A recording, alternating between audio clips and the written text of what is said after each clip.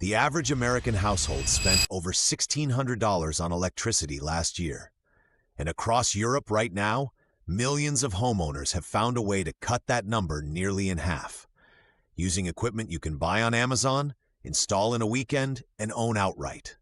By the end of this video, you will know exactly whether that math works for your home, your bill, and your situation, including the one hidden risk that affects you even if you never touch a single solar panel. This is Trends Daily. We don't just tell you what's happening in the world, we tell you what it means for your life right now.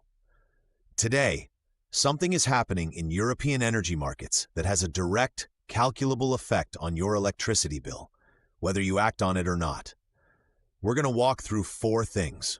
What's actually driving this trend, the real numbers behind solar payback periods, how to run the math on your own home, and the one consequence of this shift that most people are completely unprepared for. Let's get into it. Here's the background. Starting around 2022, European energy prices spiked dramatically. In some countries, household electricity bills doubled or tripled almost overnight, driven by the natural gas crisis tied to the war in Ukraine. That crisis forced a huge number of ordinary European homeowners to seriously do the math on solar for the first time. And what they found changed their behavior permanently. By 2024 and into 2025, a specific product category exploded across Germany, the Netherlands, Austria, and Spain, called balcony power plants or plug-in solar units.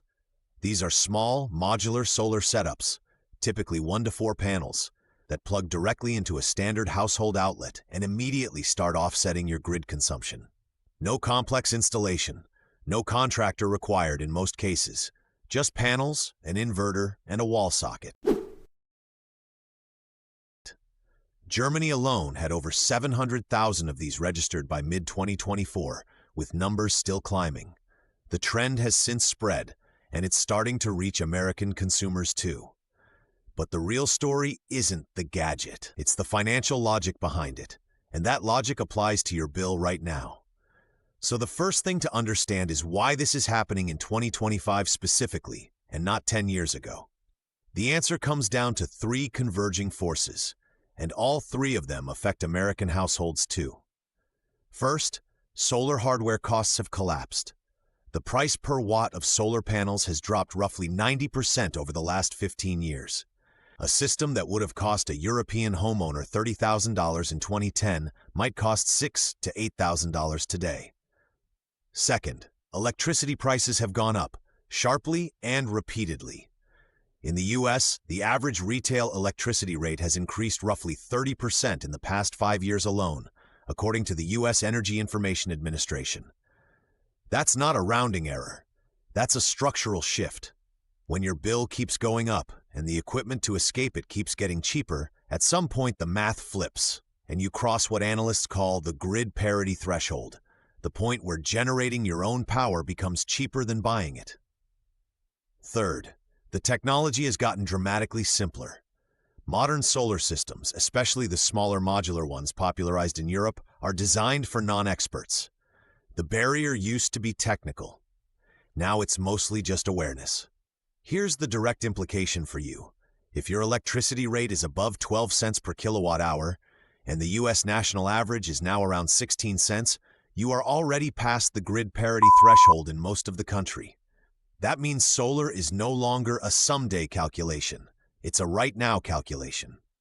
But here's where most solar explainers stop, right before the number that actually matters.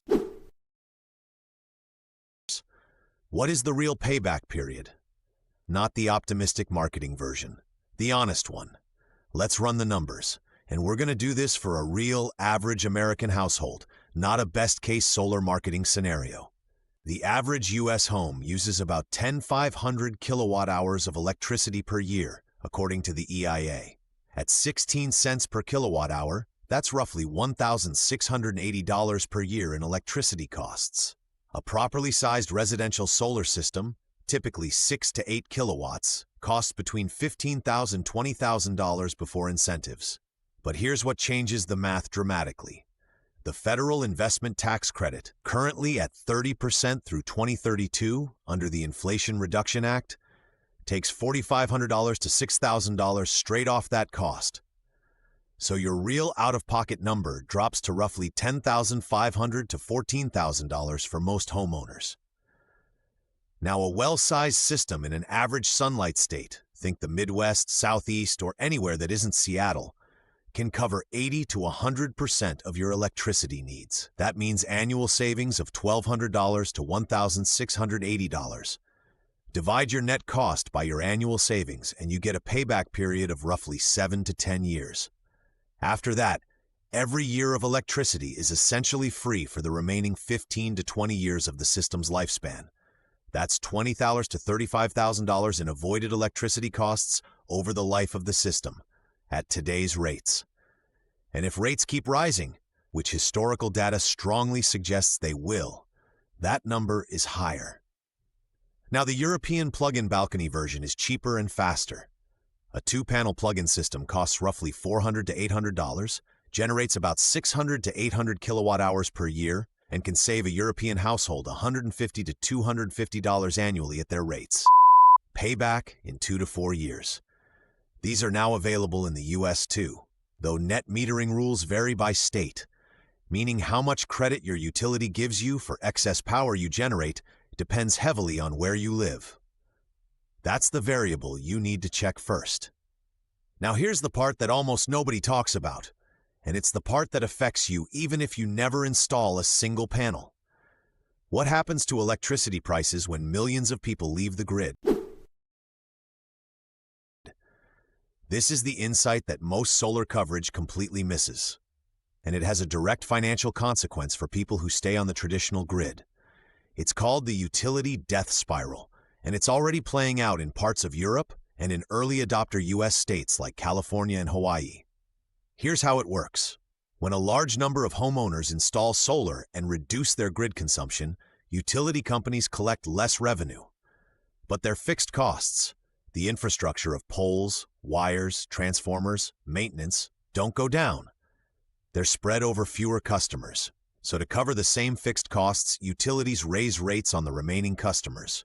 Those higher rates make solar even more attractive to the next wave of homeowners, who also go solar, which raises rates again for those still on the grid. It's a feedback loop. In California, Pacific Gas and Electric's residential rates have increased so dramatically that some non-solar customers in certain areas now pay over 40 cents per kilowatt hour, more than double the national average. In Europe, grid operators in Germany and the Netherlands are actively renegotiating how rooftop solar is compensated, partly in response to this dynamic. Here's what that means for you directly. If you live in a state with high solar adoption, California, Arizona, Florida, Texas, Massachusetts, your electricity rate is likely to continue rising faster than the national average, regardless of broader energy markets, simply because of this structural grid math. That means the longer you wait to evaluate solar, the more expensive the grid alternative becomes. You don't have to go solar, but you do need to understand that staying on the grid is not a static financial decision anymore. It's a decision with an escalating cost attached to it. So we've covered why the trend is accelerating, what the numbers actually look like, and the hidden cost of doing nothing. But there's one more piece, the thing we teased at the very start of this video. What's the single most important number you need to know before making any decision about this? Here's the payoff, and it's simpler than you might expect.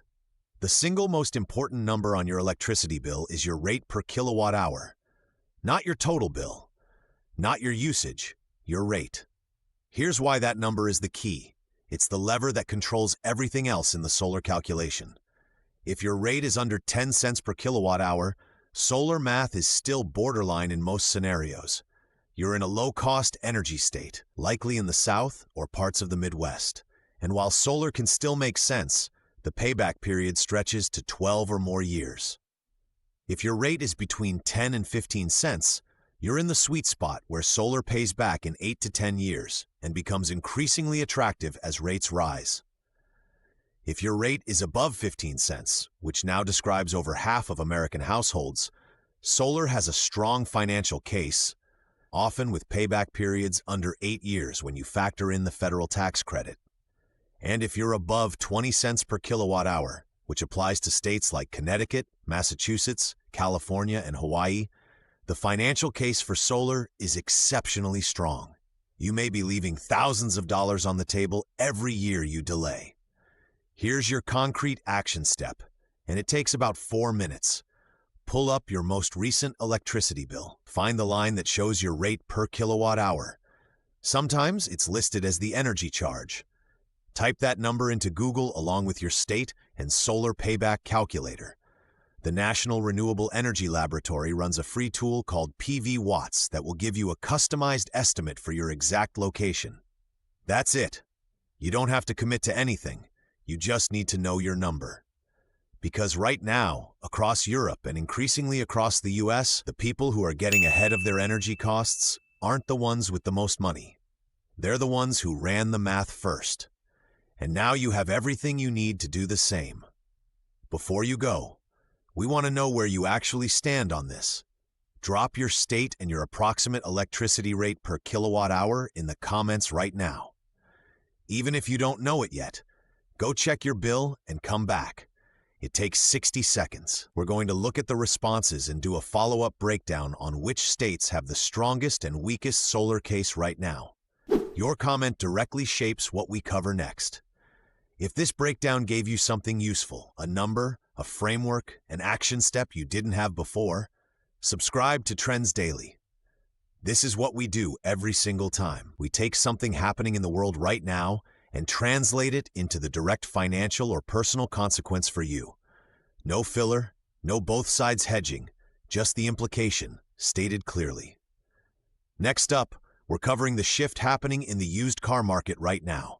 Specifically, why buyers in certain income brackets are about to face a very different pricing reality, and what you can do about it before the window closes. That video goes live this week. Hit subscribe so you don't miss the number that matters.